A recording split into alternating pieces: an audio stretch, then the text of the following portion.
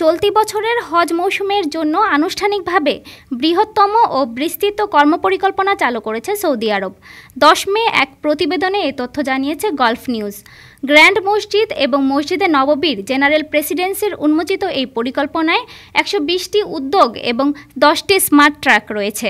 এগুলো হজযাত্রীদের ডিজিটাল অভিজ্ঞতা সমৃদ্ধ করার জন্য ডিজাইন করা হয়েছে।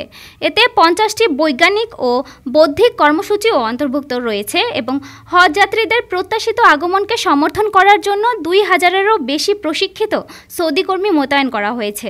এছাড়াও এই পরিকল্পনাটি হজের মধ্যপন্থী বার্তা বিশ্বজুড়ে একাধিক ভাষায় পৌঁছে দেওয়ার লক্ষ্যে 7টি বিশেষায়িত ট্র্যাককে উন্নত করা হয়েছে। উদ্বোধনী অনুষ্ঠানে ধর্ম বিষয়ক সভাপতি শেখ ডক্টর আব্দুল রহমান আল সুদাইস বলেন, সৌদি আরব 2 পবিত্র মসজিদের দর্শনার্থীদের সেবা প্রদানের জন্য সমস্ত সম্পদ একত্রিত করেছে। এছাড়া তিনি ডিজিটাল রূপান্তর এবং কৃত্রিম বুদ্ধিমত্তার মাধ্যমে একটি বিশিষ্ট হজ অভিজ্ঞতা প্রদানের ওপর সৌদি আরবের দৃষ্টি নিবদ্ধ করার ওপর আলোকপাত করেন। ডক্টর আল সুদাইস আরও বলেন, 1446 হিজরি হজ পরিচালনা পরিকল্পনা ডিজিটাল এবং স্মার্ট রূপান্তরের ওপর কেন্দ্রীভূত, যার মধ্যে বিভিন্ন ভাষার দর্শনার্থীদের সঙ্গে যোগাযোগ অন্তর্ভুক্ত। ডেস্ক রিপোর্ট, আজ বার্তা।